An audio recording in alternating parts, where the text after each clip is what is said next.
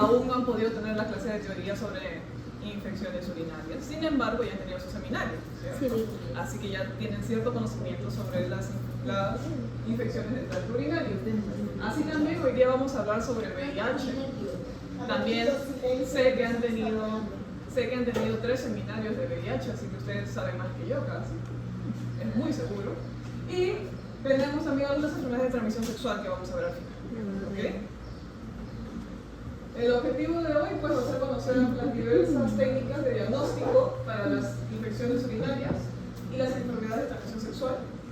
Vamos a entender la importancia de los urocultivos en las infecciones urinarias. Vamos a diferenciar también las pruebas de tamizaje y de las pruebas confirmatorias en el VIH y las diferencias entre pruebas treponémicas y no treponémicas en el diagnóstico de sífilis. ¿Okay?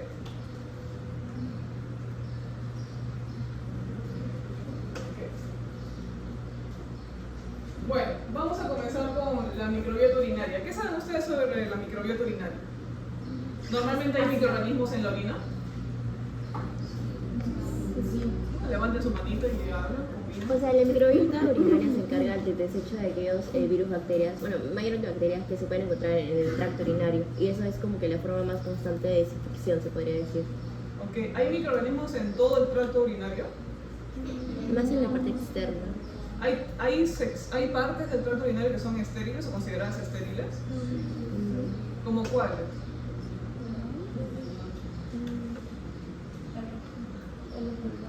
Los riñones. Okay. ¿Y por qué una persona va al hospital cuando tiene una infección urinaria? ¿Qué va a sentir? Mayor Ardor al orinar, picazón, dolor. ¿Y saben cuáles son los tipos de pacientes que más tienen infecciones urinarias? Las mujeres. Mujeres. En mujeres. ¿Por qué? Porque tienen la uretra más corta, ¿ok? Ustedes han visto un poco también con respecto a cómo clasificamos las infecciones, ¿cierto? Tenemos las que son infecciones del tracto urinario complicadas y no complicadas. ¿A qué nos referimos con eso? ¿Cuáles son las usualmente consideradas complicadas? ¿O cuáles son las no complicadas? Cuando hablamos de infecciones no complicadas, estamos hablando usualmente en los casos de infecciones del tracto urinario en mujeres. ¿Okay? Son bastante recurrentes. Las complicadas suelen estar en el tipo de pacientes, en el resto de pacientes. En varones, ¿en quién más? En niños, en mujeres embarazadas. ¿Ok? ¿Qué me pueden decir sobre las infecciones asociadas al catéter? ¿En qué casos veríamos infecciones asociadas al catéter? ¿Ok? ¿Y a qué clase que hemos visto estaba relacionado? ¿Hemos visto ese tema? No sé cómo se llama. ¿Cómo se llama? Dime. Infecciones intrahospitalarias, ¿ok? En ese caso, cuando estamos hablando de las infecciones del tracto urinario asociadas al catéter, es un tipo de las infecciones intrahospitalarias más comunes, usualmente de pacientes de la tercera edad, ¿ok? Usualmente. Luego tenemos también el concepto de infecciones recurrentes y no recurrentes. ¿Cuándo una infección es considerada recurrente? Levanten su manito. Dime. Sea cada 3 meses, puede considerarse de 2 a 3 casos, no, perdón, de 2 casos en 6 meses o en un año puede ser de 3 a 4 casos recurrentes. Cuando hay varios episodios en un mismo año, ¿cierto? Ok, ¿y cuáles son los...? Podemos dividirlos también en infecciones de la vía urinaria baja y alta. ¿Hasta qué punto consideramos infecciones del tracto urinario bajo? ¿Qué órganos consideramos el tracto urinario bajo?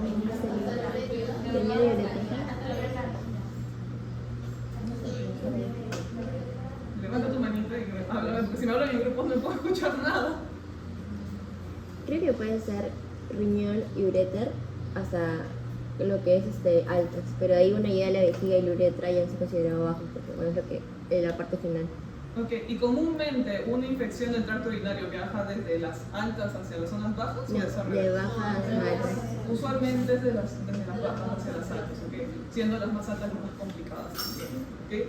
¿Qué síntomas observamos en infecciones del tracto urinario altas? ¿Sigue habiendo así que te pica? No. Ok, ¿y eso qué conlleva? Ok, pero el paciente ¿qué siente o qué tiene? Fiebre. Ok, fiebre por la infección. Ok. Muy bien.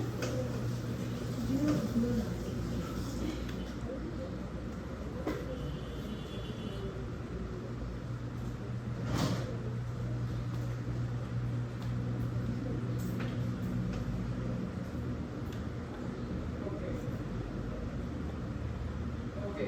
Bueno, con respecto a las infecciones del tracto urinario, tenemos que el principal agente va a ser la Escherichia coli. ¿Por qué? ¿Por qué usualmente hay estas infecciones en el tracto urinario? ¿De dónde viene esa E. coli? ¿De la nada, del aire? ¿De dónde viene esa E. coli?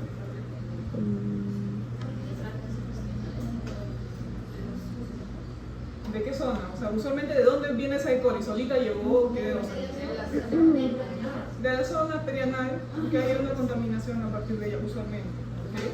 Por una mala higiene. ¿Okay? Tenemos también otros agentes que pueden estar asociados tal vez más en los casos de itus complicados, pero sí, tenemos diferentes factores de acuerdo a cada paciente. ¿Okay? Pero el principal siempre va a ser E. coli. Luego tenemos que usualmente esas infecciones del tracto urinario van a ser monomicrobianas, ¿okay? Solamente causadas por un agente.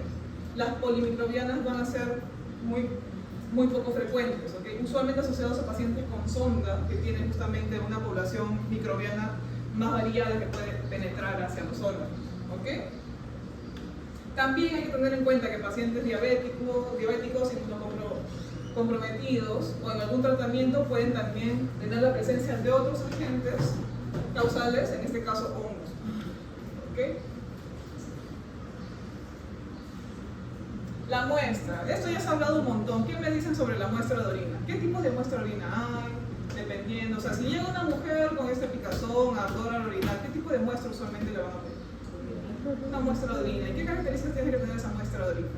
Le dices, ya señora, vaya al laboratorio, pide su frasquito de muestra. ¿Ese frasquito qué es? Es un frasquito que sacó de su casa, es un frasco estéril. ¿Okay? Luego, ¿qué cosa le dicen? Ya señora, orines en cualquier momento, vaya ahorita a orinar en la muestra. La primera orina. Ya levante su mano, por favor. Ya dime, la primera orina del día o una orina que haya sido retenida 4 horas, ¿ok? Aproximadamente, mínimo una retención de 4 horas. Ya, esa orina es de frente, ya señora, esa orina. No, ¿qué cosas tiene que ver? No. Bueno, yo había escuchado de que normalmente los pacientes se les pide orina en poco, pues después de la primera chorro. Ajá, eso. Ya hay recién comer el frasquito y orina. Sí, tiene que retener ya a partir del segundo chorro, porque el primer chorro como que limpia también la zona, ¿okay? Para que esa solamente muestra propiamente de la orina, ¿ok? Es a partir del segundo chorro. ¿Y qué tan rápido tendrían que llevar la muestra al hospital o al laboratorio?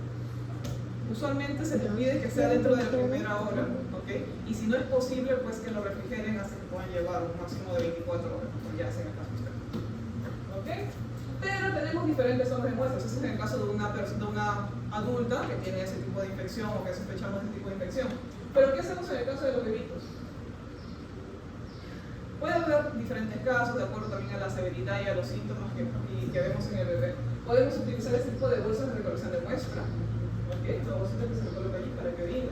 Pero también hay esto. ¿Ok? Recuerden cómo se llama, es una punción suprapúbica. ¿Ok? También en los pacientes que están hospitalizados y tienen el catéter, pues se extrae a partir de este catéter la muestra. ¿Ok? Cada tipo de muestra que obtenemos va a tener también un recuento esperado de microorganismos que vamos a observar.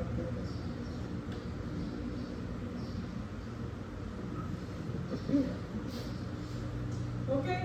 Entonces, cuando tenemos una sospecha de una infección del tracto urinario, vamos a solicitar el examen de orina y ejecutivo.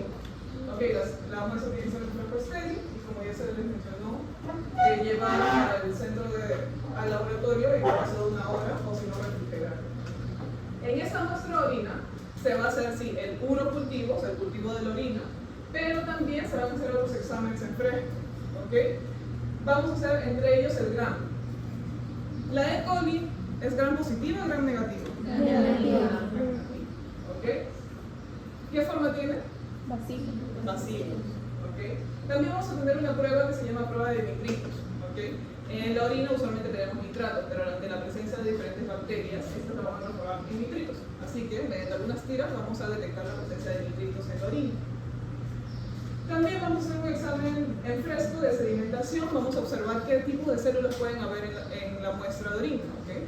Tal vez vamos a encontrar leucocitos, tal vez un exceso de células epiteliales, ¿okay? Si es que hay un daño en el tejido justamente producido por esas infecciones urinarias.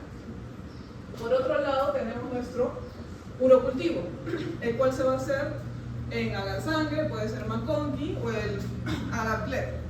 ¿Saben algo sobre este agar-pleth? ¿Han escuchado un poquito de este agar?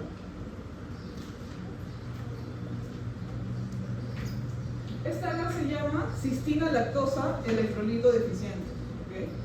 Es un agar especial porque permite el no crecimiento de proteus, ¿okay? Que es también otro agente que puede estar relacionado, y lo utilizamos usualmente para aislar E. coli. ¿Okay? En este tipo de agar, justamente como E. coli va a fermentar la lactosa, vamos a ver un cambio, los colores van a ser como de color amarillo. ¿Okay? También tenemos el agar-sangre, el agar-McConkey. Y justamente acá en el agar-sangre lo que tenemos que tener en cuenta es también las condiciones aeróbicas, ¿okay? De acuerdo a la sospecha que tengamos en el microorganismo.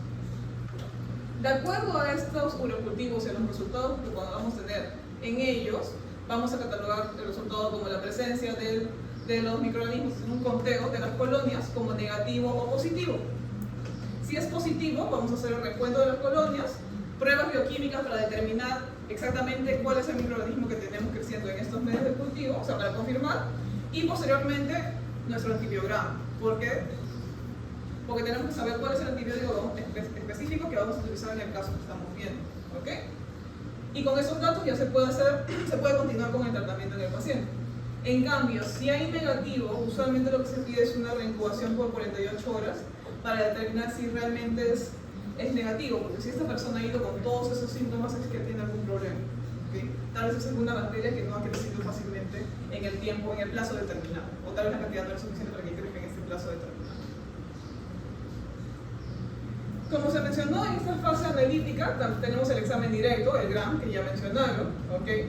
En el caso de piuria también, cuando colocamos una gota de 10 microlitros de nuestra orina en un portaobjeto, si lo observamos al microscopio, vamos a buscar leucocitos. ¿Okay? ¿Los leucocitos qué son? Células, ¿sí? ¿De qué? ¿Por qué están allí? Son células del sistema inmune que van a estar presentes si hay algún tipo de infección porque están luchando contra los microorganismos de la infección. Entonces, si nosotros en este microlitro encontramos presencia de igual o mayor de 10 leucocitos, vamos a tener en cuenta que, ok, sí hay una piuria, ¿okay? Hay una infección. Después también se van a utilizar lo que son las tiras reactivas. En lugar de hacerle a la par de hacer la observación de nuestra muestra, podemos usar las tiras reactivas que van a detectar la presencia de los leucocitos, de la leucocitoesterasa, que hay una enzima liberada por los leucocitos. Así que es una forma indirecta de determinar la presencia o no de nuestras células del sistema inmune. ¿Okay? Y el nitrito que ya mencionamos, que es justamente un derivado del nitrato que han generado los bacterias. ¿Okay? Esto de aquí vamos a realizarlo la próxima semana en laboratorio. ¿Okay? Vamos a trabajar con las tiras reactivas a partir de orina. Profesora, ¿ellos tienen que traer orina? ¿No? Ellos van a tener que traer orina también. Ok, muestra de orina y guantes. Ok, guantes. De preferencia, una muestra de orina de alguien que está con un poquito de malestar. Si alguien que está con un poquito, con dolor, ¿no? Por ahí, no tomar mucha agua. Sería ideal que pregunten, dicen si alguien tiene alguna molestia renal, o la vez que es así, pues, o algún, usualmente mujeres, ¿no? Dolor, ardor, Claro. Ay, pero no. ¿Ok? puede ser no identificado, no necesariamente Claro. que es mi muestra. De preferencia recuerden que es el segundo chorro, ya lo mencionó la profesora. ¿Okay? ¿Por qué? Porque en el primer chorro viene ¿quién? La limpieza contra los flores. ¿Quién? ¿Quién viene en el primer chorro? La microbiota, pero recuerden que en la parte distal hay microbiota. Se lo acaba de mencionar el profesor y lo han dicho ustedes. Entonces, con ese primer chorro se limpia y se va todo aquello, y el segundo es la muestra real, ¿no? Que es aquel que está permaneciendo. No se olviden para la pización. Así no sé qué vamos a hacer de momento. Ok. Algo se verá de restricción. Alguien tendrá que orinar en el Pero por favor, en un estéril, en un frasco estéril, ¿ok? No me van a traer en un frasco que no es estéril porque ahí es todo contaminado. En la farmacia, no más bien en No debe tener su muestra un frasco gerbo. la farmacia. Y ya lo han hecho, ni siquiera mi mamá lo había hervido, no sé qué, y lo trajeron. Sí, de verdad. ¿Qué no hemos visto en el laboratorio? Bueno, con respecto a la prueba de nitritos, nos permite detectar la presencia de bacterias en la orina, sin embargo tiene una sensibilidad muy baja y una intensidad, una sensibilidad muy baja. ¿Okay? ¿Por qué? Porque hay limitaciones. Una persona tal vez no consume suficientes nitratos en la dieta, entonces ¿qué vamos a esperar que vaya a transformar la bacteria si no hay nitratos en el cuerpo humano? Luego, diuréticos, o sea, la persona suele miccionar más frecuentemente, entonces la orina va a estar diluida, entonces la cantidad de nitritos también va a estar diluida, ¿okay? Por eso también puede salir negativa esta prueba, a pesar de que sí haya una infección. Presencia de uropatógenos no productores de nitrato, porque algunos enterococos, estafilococos, no van a hacer este cambio de nitrato a nitrito, entonces nuestra prueba va a salir también negativa. ¿Okay? Cuando el recuento de las unidades formadoras de colonia en nuestro cultivo es menor a 100.000 unidades formadoras de colonia, también esta prueba suele salir negativa. Bueno, con respecto al urocultivo, tenemos que tener en cuenta que el conteo va a ser diferente de acuerdo a qué muestra estemos analizando. ¿Okay? Una cosa va a ser contar el número de microorganismos en una muestra que ha salido por chorro, y otra va a ser si tenemos una muestra por función vesical. ¿Okay? En el caso de la orina, ¿cuál va a tener más microorganismos? ¿Cuál creen que naturalmente tenga más microorganismos? La que es por chorro, la obtenida por chorro. ¿Okay? Comparado con la difusión vesical, que mientras más arriba es más estéril va a ser. ¿Okay? En la orina obtenida por vesical, vamos a esperar un crecimiento de 0.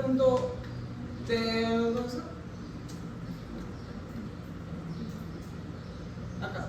Vamos a tener diferentes cantidades, diferentes recuentos de acuerdo al origen de nuestra muestra. Por ejemplo, a la mitad de micción o al chorro medio, ¿okay? Para decir que es una infección probable, para decir que es un caso positivo y luego tenemos que ya ver el microorganismo, hacemos un conteo de 10.000 unidades formadoras de colonia por mililitro. Si el conteo está entre 10.000 y 100.000, pues estamos en un caso dudoso, hay que hacer más pruebas. Y si es menor a 10.000, pues la infección es poco probable, hay que buscar qué otra cosa puede estar causando esos síntomas. A partir de un catéter vesical, ¿okay? ¿Eso qué era? En pacientes que están donde, usualmente, ¿Hombres? intrahospitalarios, ¿okay? El conteo va a ser menor, ¿okay? Porque también el catéter llega pues hasta arriba. El conteo va a ser, si es mayor de 50.000, estamos hablando de diagnóstico positivo. Mientras que en la punción suprapúbica, usualmente que hemos visto en niños, en bebés, si es que crece al menos una colonia allí, vamos a considerarlo como positivo, ¿okay? Porque es una zona estéril donde no debería ser creciendo nada. ¿Okay? Una muestra a partir de la cual no debería crecer nada. ¿Algunas preguntas aquí? Tenemos diferentes recuentos de acuerdo a el origen de nuestra muestra. ¿Okay? Eso es lo principal en esta. Y que obviamente nuestro recuento es a partir de nuestros urocultivos, que posteriormente vamos a utilizar para hacer nuestro antibiograma. ¿Okay? ¿Por qué? ¿Cuál es la importancia de un antibiograma en estos casos de infecciones del tracto urinario? Para poder ver el tratamiento que se va a llevar a cabo para ver también la resistencia de la bacteria. ¿Las bacterias del tracto urinario ustedes creen que suelen ser resistentes a antibióticos?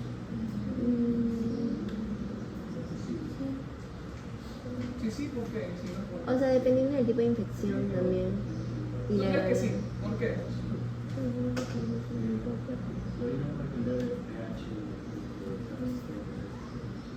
Ok, tiene también que ver con la automedicación.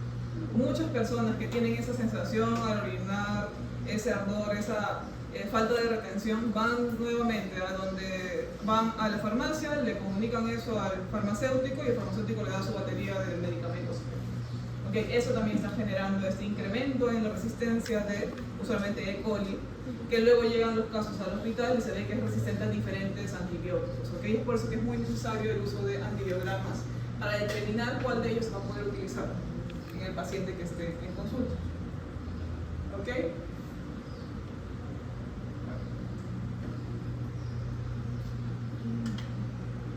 El problema con los serocultivos es que vamos a tener algunos falsos negativos y falsos positivos. Los falsos negativos usualmente van a estar asociados a que hay un tratamiento antibiótico previo. Esa persona que ha ido primero a la farmacia a pedir su tratamiento, pero no se le quitan los síntomas, así que luego va a tu consultorio. Le haces el serocultivo y no crece nada.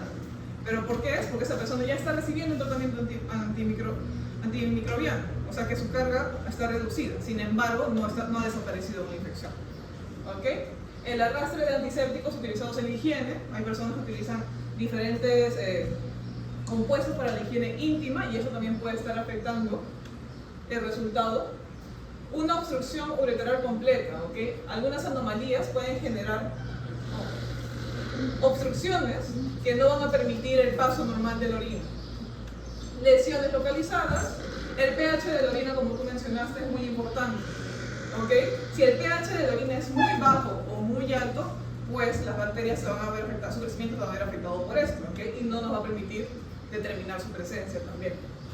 La baja densidad urinaria, y si es que el microorganismo que está generando la infección, pues es uno que no es muy común, como en el caso de Mycobacterium tuberculosis. ¿Okay? Pueden haber casos muy extraños en el que esta bacteria es la que está, es el patógeno es el que está realizando la infección, pero justamente de acuerdo a lo que usualmente a la fórmula que usualmente se utiliza para el diagnóstico, pues no lo vamos a poder identificar con esos medios de cultivo que estamos utilizando. ¿Okay? Cuando la persona no puede tener una retención de la orina por más de 3 horas, entonces la muestra va a estar diluida, no va a ser completamente, no va a ser la ideal para obtener nuestros microorganismos. Y la ingesta de diuréticos, que ya vimos que va a promover justamente la polio. Falsos positivos, cuando no se toma el chorro medio, como ya se mencionó, cuando se toma el primer chorro. La contaminación con secreción vulvovaginal, también hay que tener mucho en cuenta el momento de cuando van a tomar la muestra, que se haga una limpieza previa de la zona. Las heces en los lactantes, la toma de muestras en los lactantes va a ser difícil, justamente porque ellos no pueden retener la orina, ¿okay? Ellos no pueden controlar sus esfínteres. El jabón contaminado, el tipo de jabón que se utilice también, si el jabón que están utilizando para limpiarse pues está contaminado, allí también hay un arrastre de muestras. Y las orinas no conservadas adecuadamente al ser trasladadas al laboratorio. ¿Tienen alguna consulta sobre urocultivos? ¿Sobre infecciones del tracto urinario? ¿O están listos para su clase de teoría? Porque ya lo han visto en seminario, ya lo han visto acá, en clase de teoría tienen que pasearse nada más, enfocarse en los mecanismos, cómo es que interacciona el microorganismo con los tejidos. ¿Okay? ¿Alguna pregunta?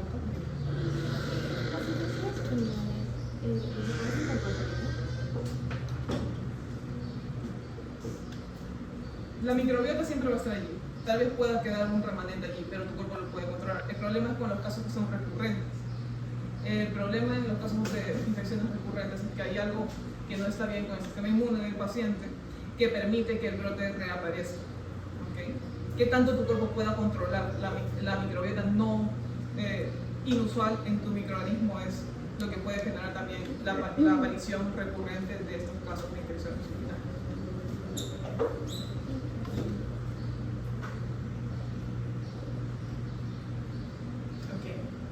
Ahora vamos a hablar un poquito sobre VIH. ¿Okay? Primero, ¿qué saben sobre este virus? Ideas, ¿qué ideas tienen sobre este virus? Dime.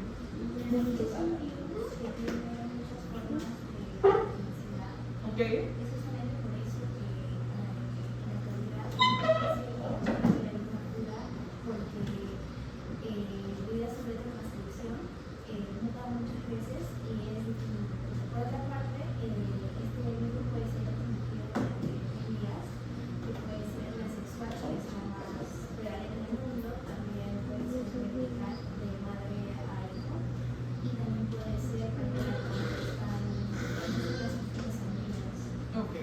¿Alguien me dice qué célula es la célula diana del VIH?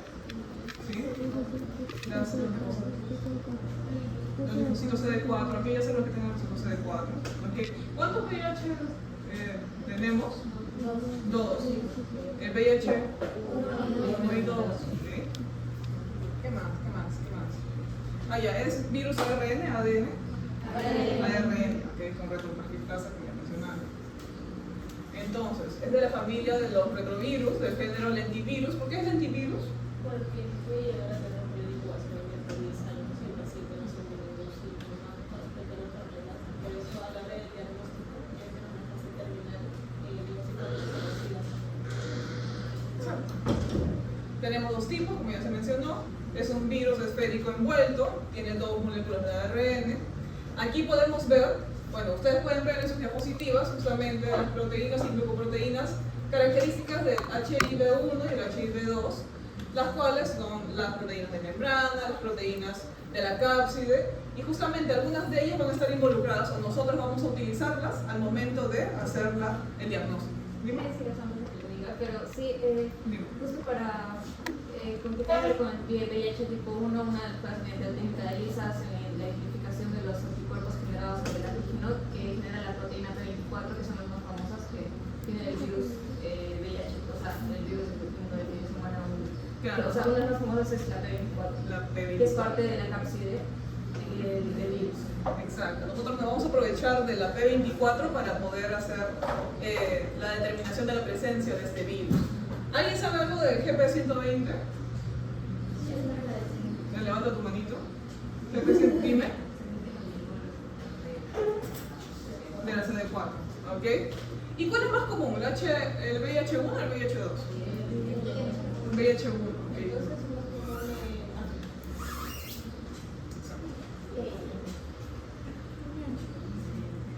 Acá tenemos ya algo que hemos visto muchas veces, el mecanismo de infección del virus de VIH. ¿Algún voluntario que quiera describir ese mecanismo de infección? ¿Sí? A ver, descríbelo tú y si falta algo complementas. A ver. o sea, el virus básicamente se odia con la virulencia 120, se odia por CD4, para invadir la célula, pero ahí ayuda la globulina, la GP41 para hacer como la unión de la membrana del virus con la membrana del hueso. Entonces el virus entra y empieza a liberar su ARN y lo transcribe con su enzima transcriptasa, pasándolo de ARN a ADN para acoplarlo al ADN de la célula del hueso con su enzima integrasa.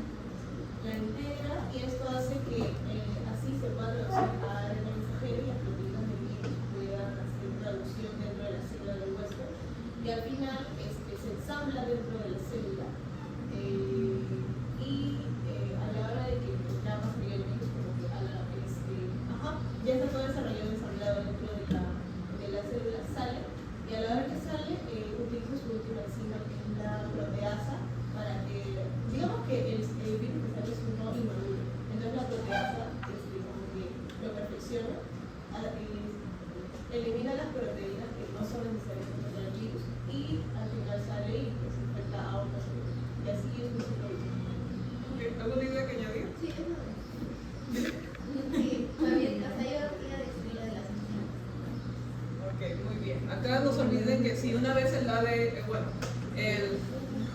ADN, la molécula, la sección de ADN acoplada o integrada en el ADN de la célula, pues va a pasar por procesos de transcripción y de traducción. ¿Okay? Traducción para proteínas y transcripción para tener nuevamente moléculas de ARN que van a ser justamente el material genético de los nuevos virus.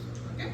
Pero sí, muy bien chicos. Repasen lo que es el mecanismo de infección del VIH. Pero muy bien. Acá ya hablamos sobre la infección. ¿Okay? Tenemos tres fases, ¿ok? Una que va a ser la infección primaria, la de latencia y finalmente SIDA. ¿Okay? Cada uno de ellos podemos ver aquí cómo va a ir variando la concentración del virus en la sangre, la cantidad, el recuento de células CD4 y la presencia de los anticuerpos anti-VIH.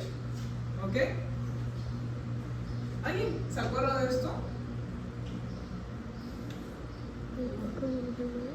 Aquí en la infección primaria podemos ver que va a originarse primero un pico del virus en la sangre. ¿Por qué? Justamente por lo que se ha descrito del mecanismo, ¿ok?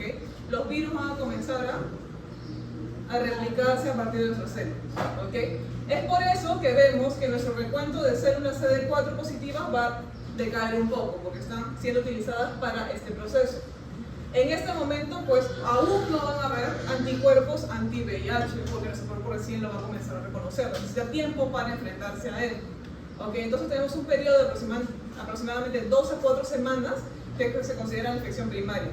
Además, cuando tenemos este pico de virus en sangre, también vamos a ver una sintomatología específica en el paciente. ¿Alguien recuerda eso? Que el paciente comienza a tener síntomas similares a una gripe. ¿Alguien me puede hablar sobre eso? ¿Algo recuerdan?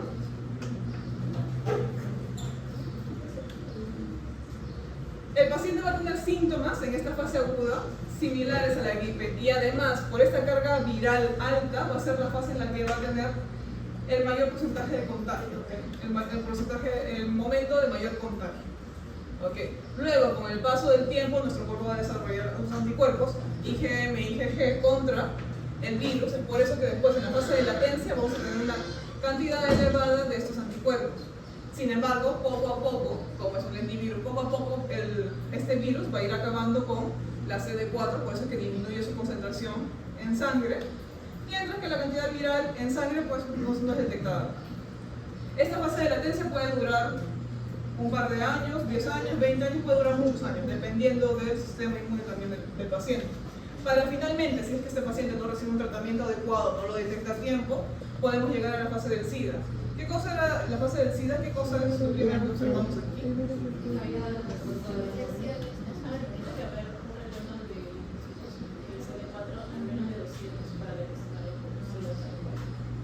Ok, muy bien.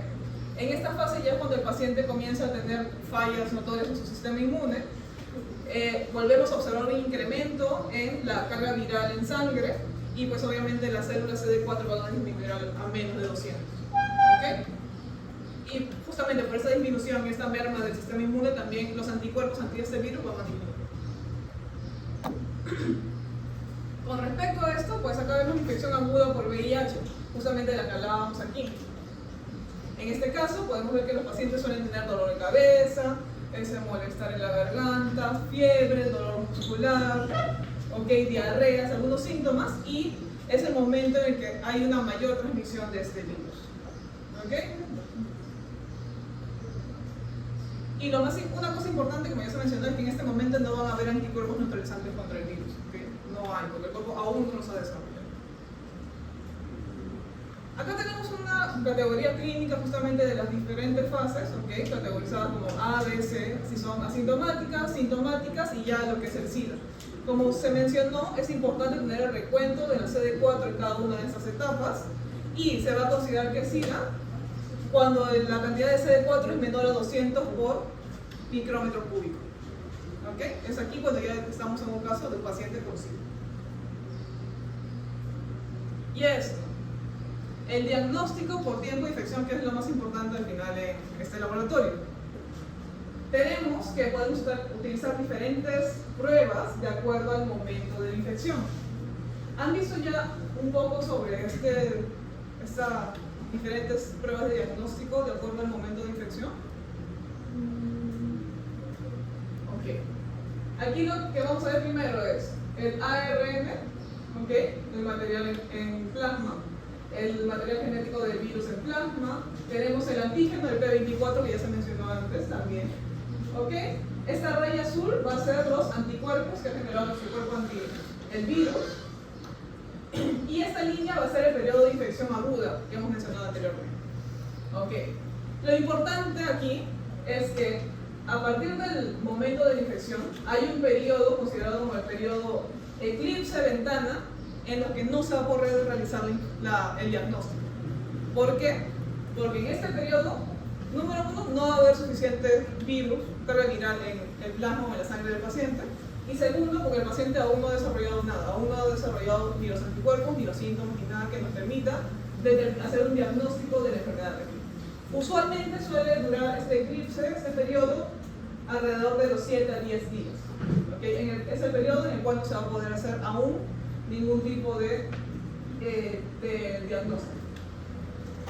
Luego tenemos ya que de acuerdo a estos virus, bueno, se han ido desarrollando diferentes pruebas que van a permitirnos la detección de cada uno de los diferentes anticuerpos y antígenos presentes en la sangre. Tenemos aquí, por ejemplo, lo que primero se desarrolló eran pruebas que podían detectar en un paciente que ya había pasado 50 días desde la infección.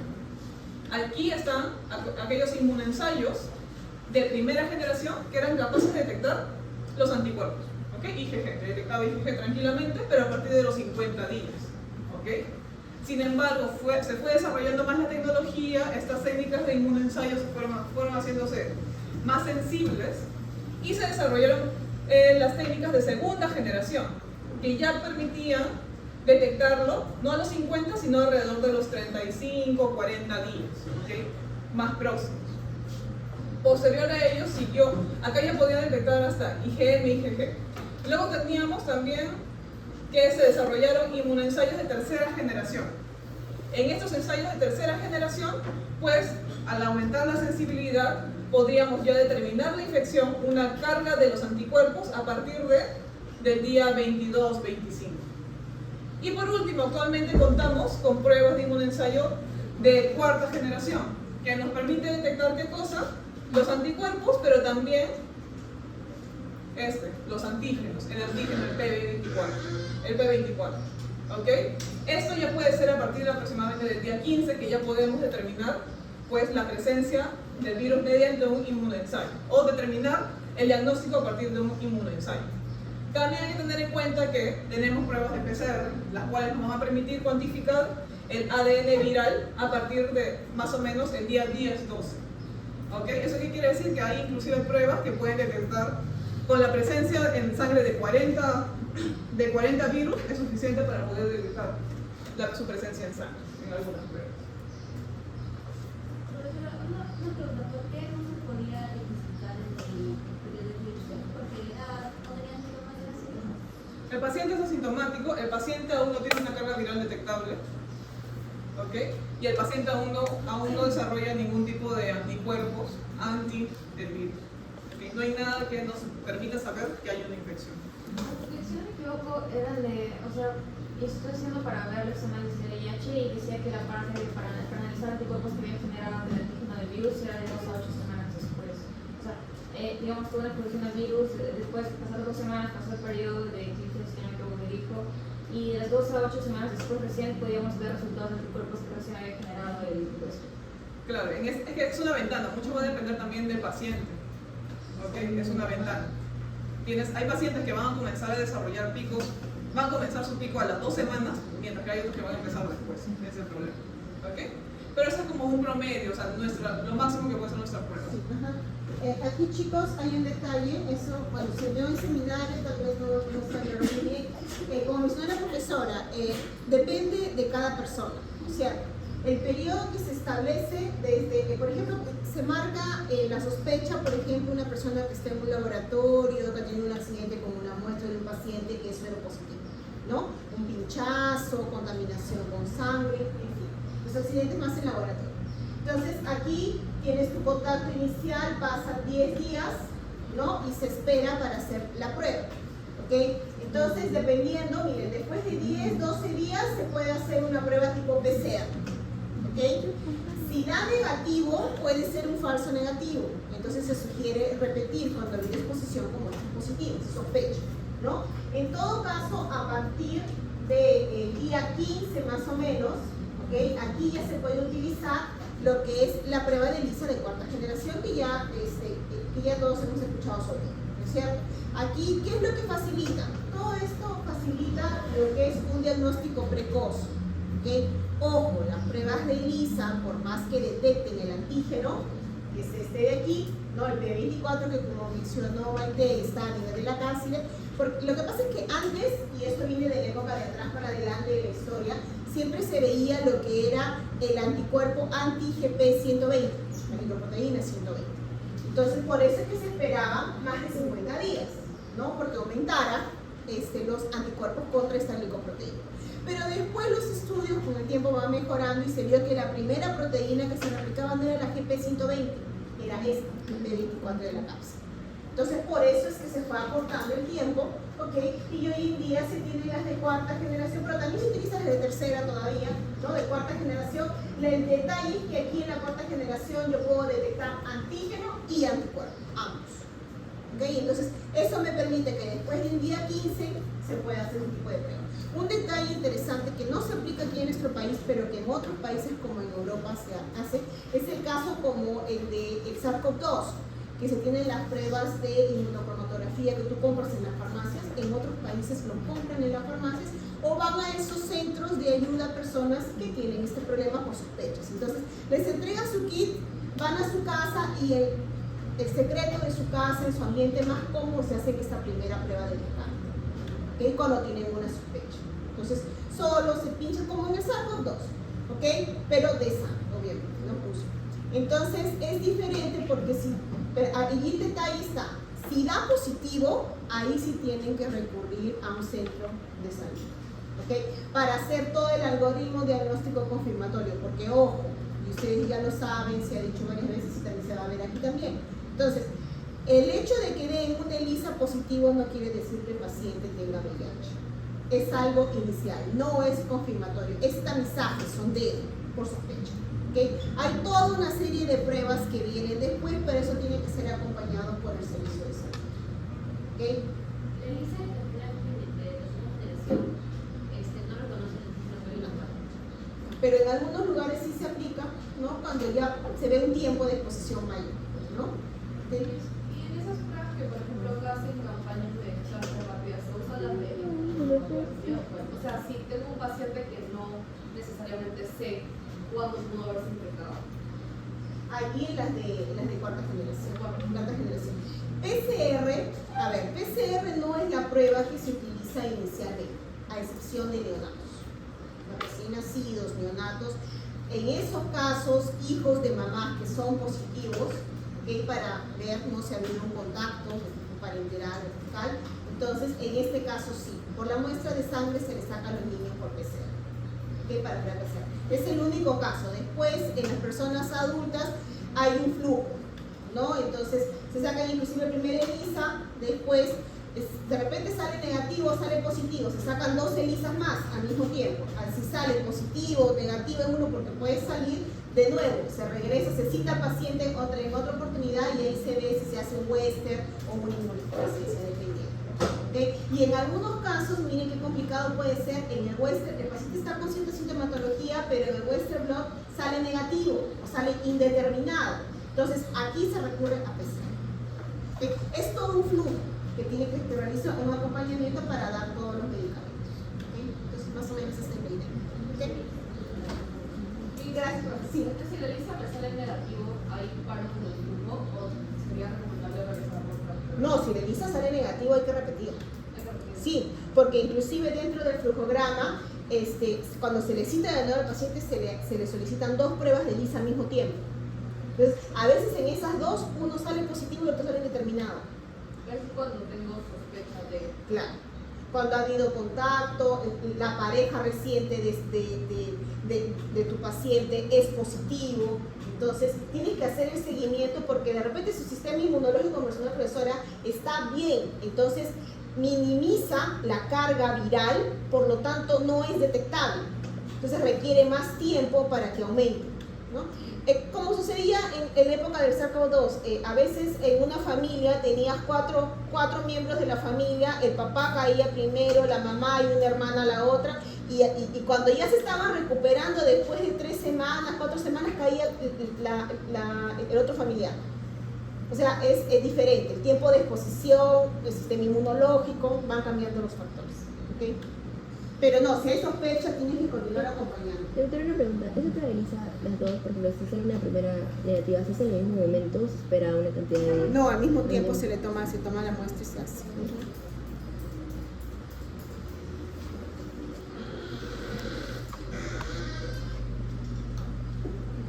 Como ya se les ha mencionado, y las pruebas pueden ser la prueba de ELISA, las pruebas rápidas, la Western blot y el inmunofluorescencia, ¿okay?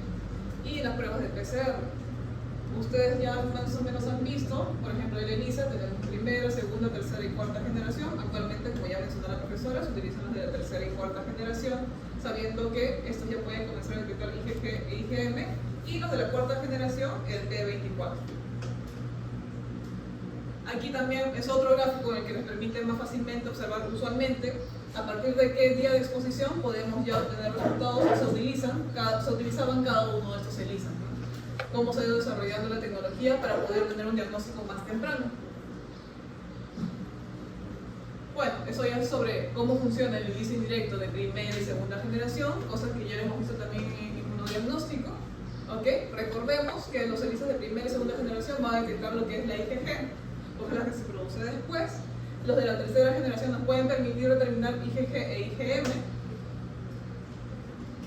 Luego tenemos los de la cuarta generación, que también IgG e IgM, pero además la presencia del antígeno P24.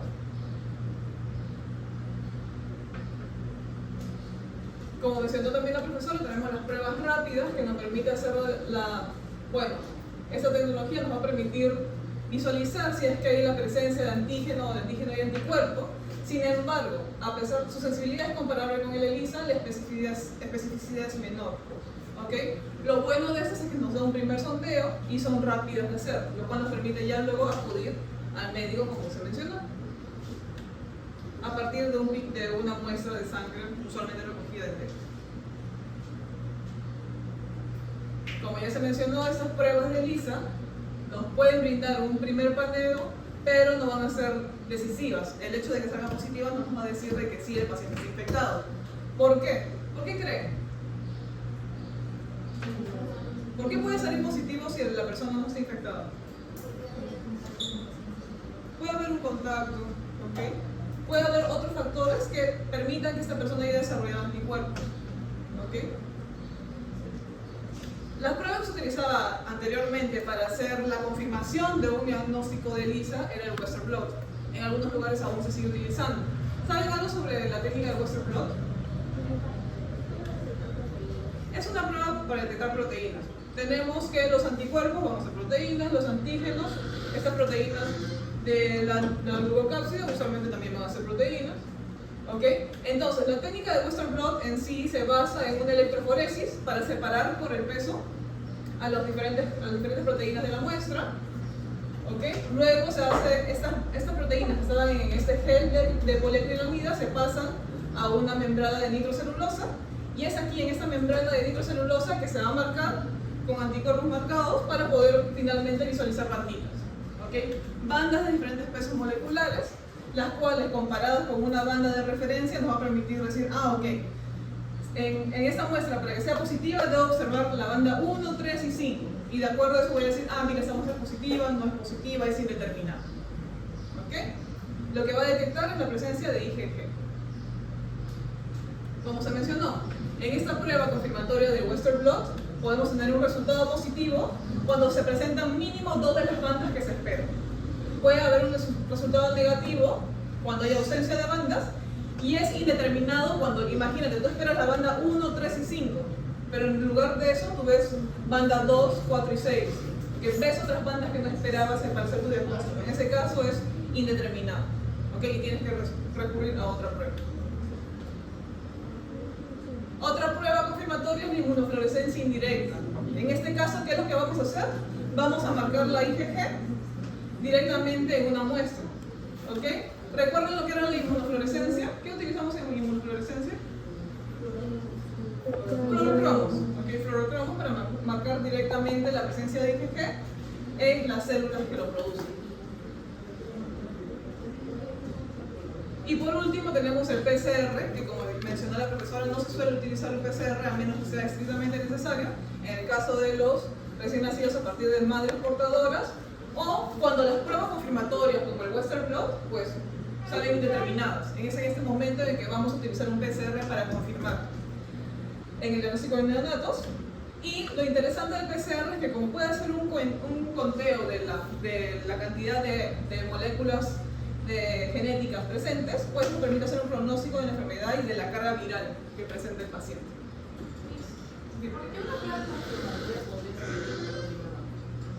Como te digo, en este caso, por ejemplo, en el Western blot, como estás haciendo un paneo de las proteínas, puede que alguna proteína esté degradada o tengas otras proteínas que estén arrastrando más las que tú quieres determinar. ¿Ok? Las que tú quieres determinar. En este caso, como estás detectando IgG, puede que algo esté pasando con la IgG que tú estás buscando, que la ha dañado y no te genere las bandas que tú esperas, o genere más bandas de las esperadas u otras bandas. ¿Ok? La técnica no es perfecta en ese lado y eso puede generar que al menos esta prueba no salga determinada. No salen las bandas que tú necesitas para confirmar un caso. Salen otras bandas o salen menos de las bandas que necesitas. Es por eso que acá tienes justamente, ¿no?, en un positivo hay la presencia de mínimo 2 bandas de las que esperas. Mientras que es negativo cuando sale alguna otra banda que no son las necesarias para hacer la determinación. Lo que no me da mucho sentido es que si cada prueba tiene su rango de falla, porque no se depende de la que se lo que tomamos. Pero no es más caro hacer todas y es la última. O sea, en algún momento se puede parar antes de llegar a la necesidad. No lo sé. ¿Cómo se puede parar? O sea, lo que pasa es que dicen como que si la prueba sale negativa, igual hacen más pruebas y más pruebas. O sea, como que el flujo, ¿no?, del que hablaba. Pero igual siempre llegan al PCR. ¿O no? No se puede parar antes de eso. No, es que vamos a suponer que hay un 100% de personas, al 80% lo detectas como Western blot. Ah, ya. Entonces, es el mínimo la inversión que se hace para llegar a un PCR.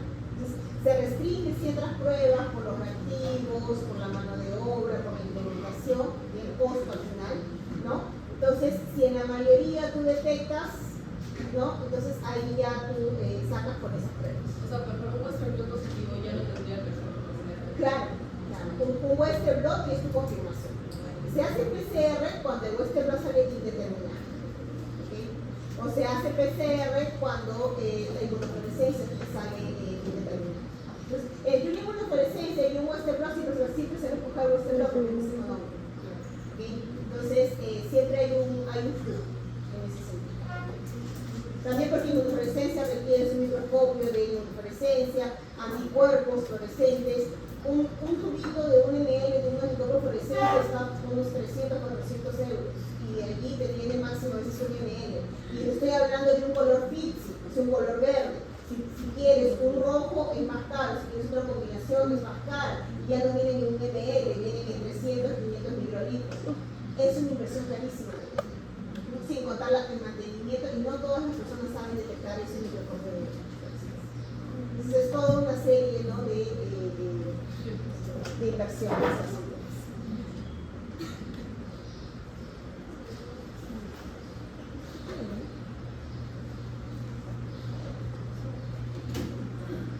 bueno, como ya se mencionó también, el recuento de leucocitos es importante para determinar en qué etapa, en qué fase se está la infección.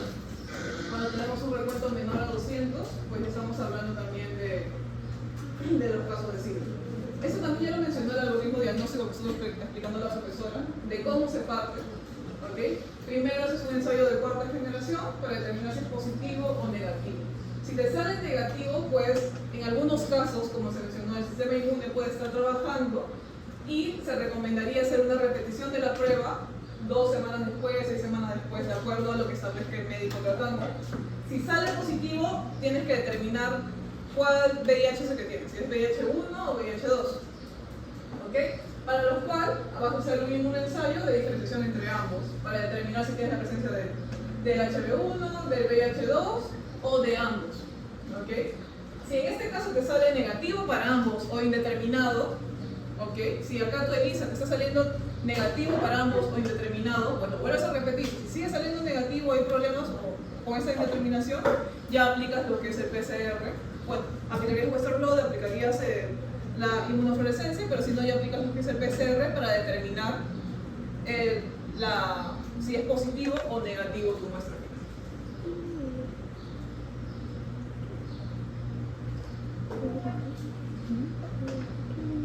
Bueno, vamos a hablar un poco de 2 infecciones también, de 2 infecciones sexuales. Vamos a hablar de gonorrea y de sífilis. ¿Ok? ¿Alguien sabe algo de Neisseria gonorrea? ¿Ok? ¿Es un vacilo? ¿Qué va a ser? ¿Cómo lo ven ahí?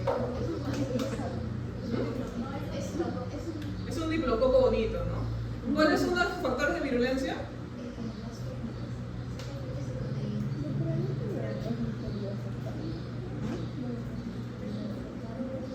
Los PIDIs, fimbrias. Los líquidos sacáridos. Ok. Gonorrea. Ya deberían saber, ya clase usted.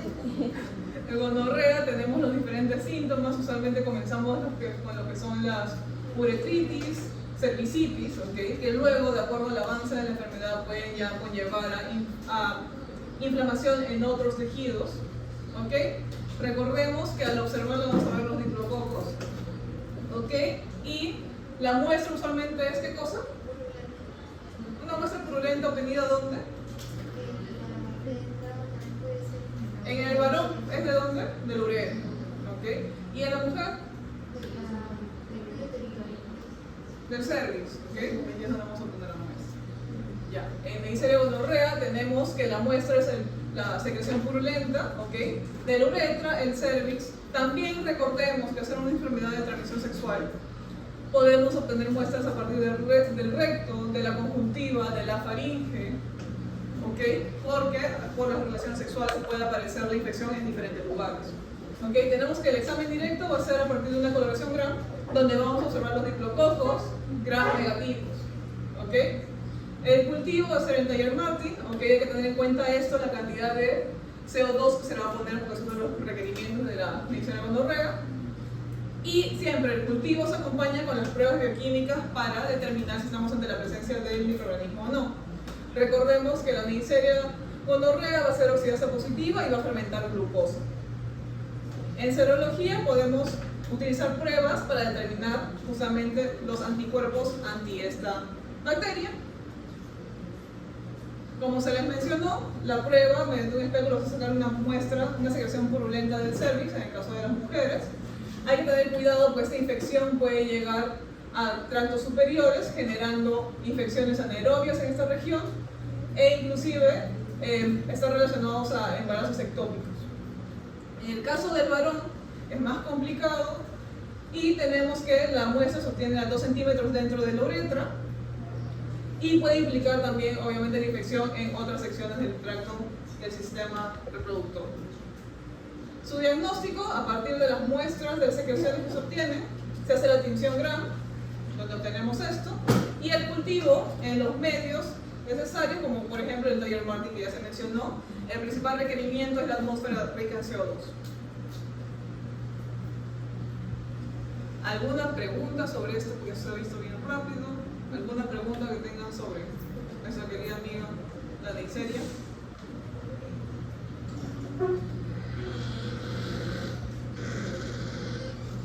Doctora, ¿los otros medios de cultivo también cumplen con la característica de lo que posee el Taylor-Martin?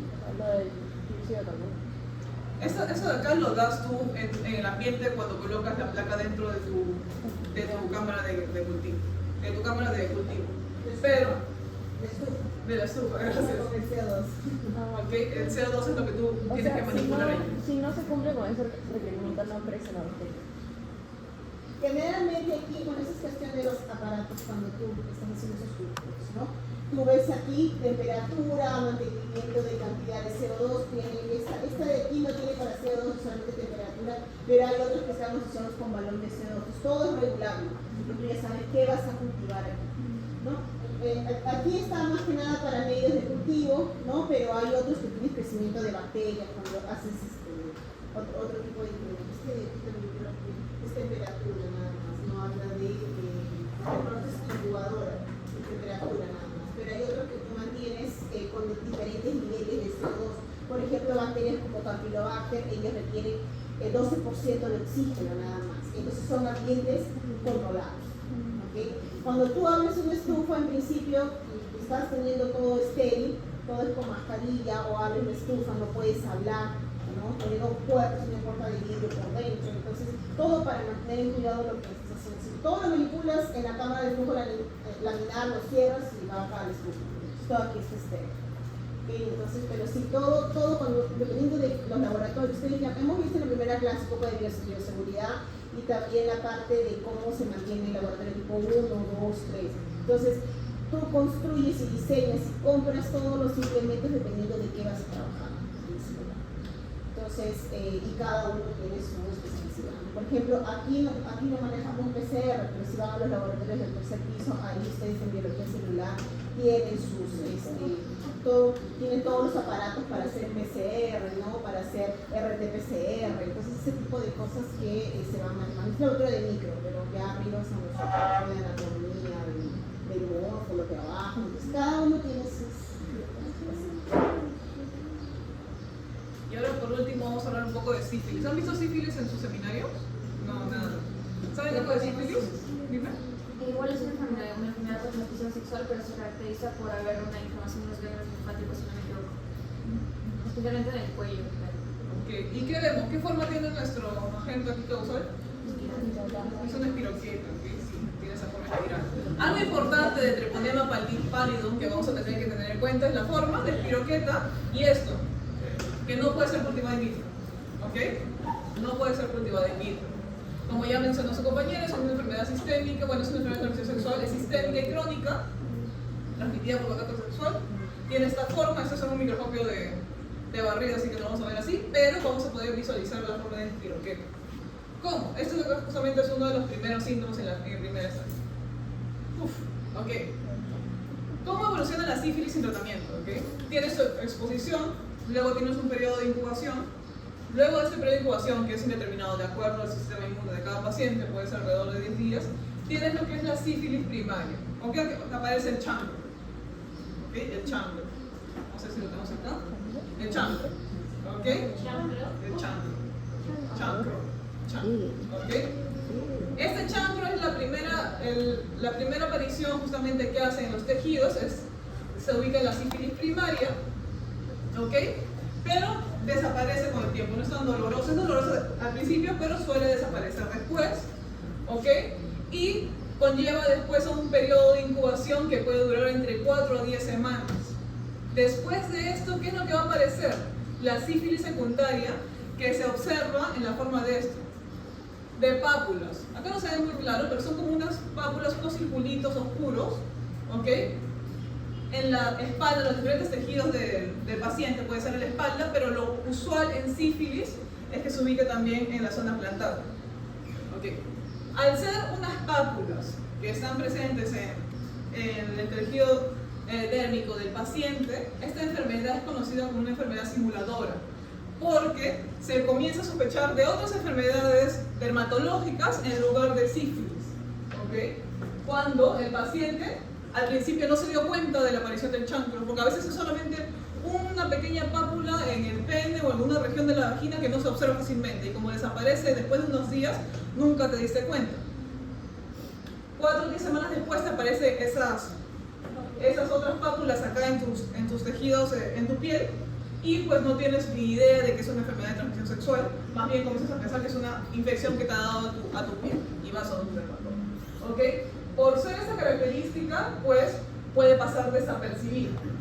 Si no es correctamente diagnosticado, vas a tener un periodo de latencia para finalmente llegar a la sífilis terciaria, en donde ya, como esta infección es una infección sistémica, esta bacteria va a llegar a diferentes tejidos y puede generar sífilis cardiovascular en pocos casos, pero también sífilis gomatosa, ¿okay? Que va a acarrear diferentes problemas en diferentes tejidos. Los periodos infecciosos de la sífilis van a ser durante la sífilis primaria y la sífilis secundaria, o sea, donde vemos las pápulas, ¿okay? Ese es el momento donde pueden haber infecciones, ya sean continuar con infecciones de tipo de transmisión sexual o de madre a hijo, ¿okay? Por el nacimiento. También tenemos que esta sífilis primaria y secundaria, pues, como hay una invasión de esta bacteria hacia otros tejidos, justamente, ¿cómo puede pasar? Tienes a la bacteria creciendo, pues, en tu vagina, en tu útero. Comienza la menstruación. Entonces, esta menstruación permite que esta bacteria pueda introducirse hacia el torrente sanguíneo, porque tus tejidos están más débiles, no hay tanta mucosa, puede penetrar. Y es así como comienza a viajar hacia el torrente sanguíneo y a diferentes órganos. ¿Okay? En un principio puede ser asintomática, pero también hay algunos casos que tempranamente comienzan a ser sintomáticos y, siendo los más peligrosos estos, aunque sea un porcentaje bajo, puedes observar meningitis, neuritis, problemas oculares y otras enfermedades. Luego, en estos casos, cuando la enfermedad pasa a ser sistémica, podemos ver neurosífilis, en donde se afecta también, comienzan a aparecer casos de parálisis en las personas.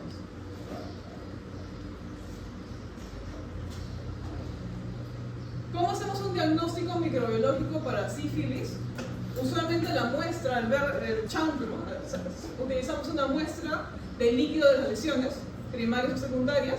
También se puede hacer mediante un ensayo de serología a partir de sangre o líquido cefalorraquídeo. La primera prueba para sífilis que se utilizan usualmente son pruebas no treponémicas.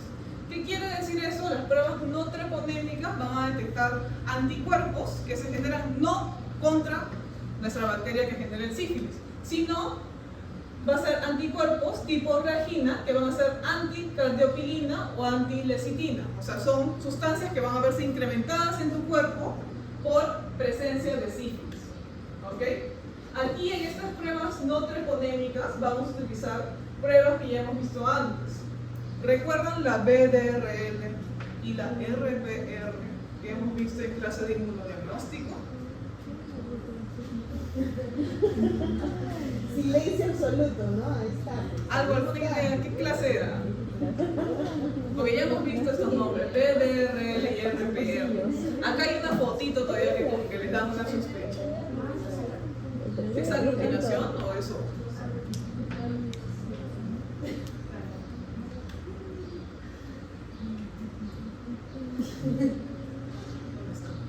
Aquí está. Floculación. Floculación. Tenemos BDRL y RPR. No es exactamente una aglutinación porque no es visible a ojo desnudo, usualmente, porque hay una interacción entre antígeno soluble y anticuerpo. Usualmente vamos a necesitar un microscopio para poder visualizarlas, en el caso de la BDRL, mientras que en el caso de la RPR, al estar asociado a moléculas de a las partículas de carbono, sí son bueno, se pueden llegar a visualizar a ojo desnudo. ¿Ok? Aquí está. Pero está en tu diapositiva de inmunodiagnóstico. Claro, eso está la Sí. sí. Lo puse acá porque me imaginaba que no se iba a acordar. Pero es de lo de inmunodiagnóstico, en esa clase, ¿ok? Es la clase 4. ¿Ok? Igual acá tienen una pequeña descripción, ¿ok? El BDRL viene de lo que es esta prueba que se utiliza en la floculación y la otra que es específica, rápida para los tipos anticuerpos antireactivos.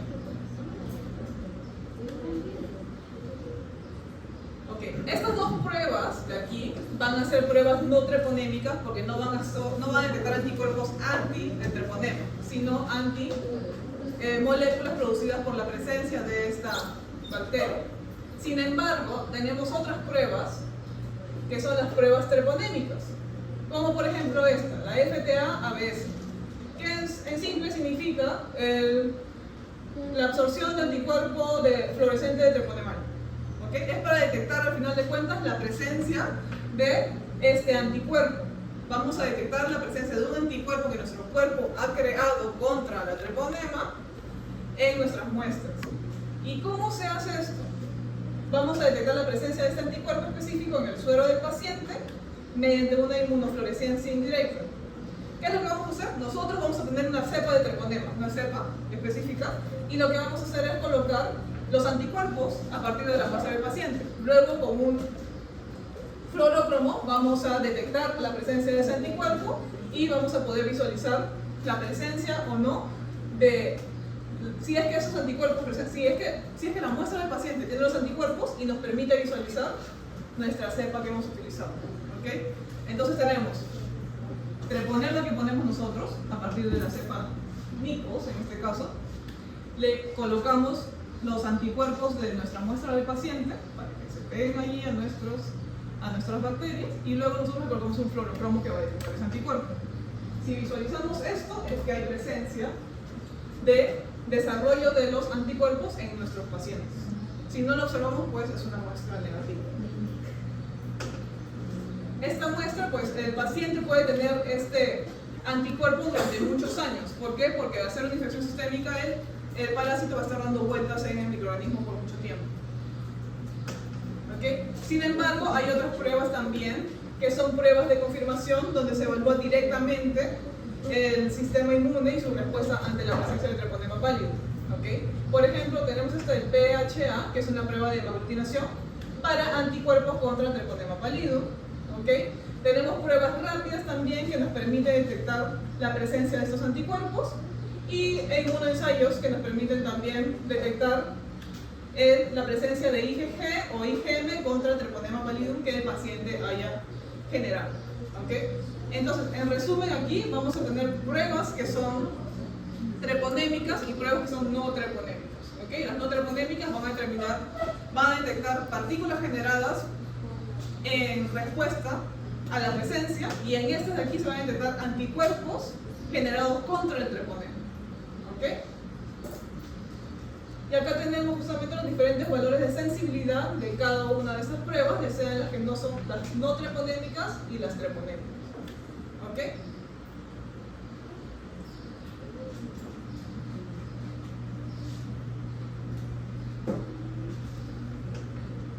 También podemos ver aquí, por ejemplo, por último, ya para terminar, que la prueba que se utilice tiene que ser relevante en el momento del desarrollo de la infección.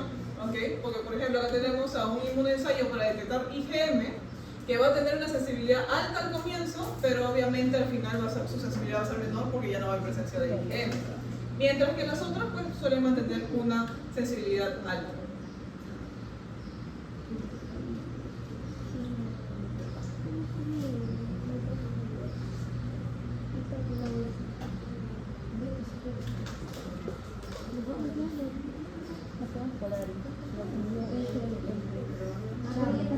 ¿Cuál es la respuesta para la número 1?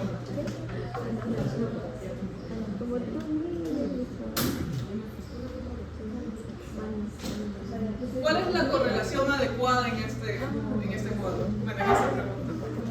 ¿Cuál correlación es la adecuada? ¿La C? Western blot, sensibilidad y accesibilidad mayor. El número 2. ¿La cuál?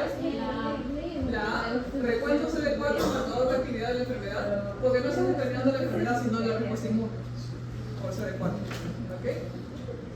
En la pregunta número 2, todo es falso excepto la prueba de ELISA de cuarta generación detecta anticuerpos en antígenos P24. Y en la C, en relación a la infección urinaria, mencione lo falso. ¿Qué cosa es falso? Sí. Usualmente es polimicrobiano, no usualmente es monomicrobiano. Hay cosas. Monomicrobiano. La guía de ingreso.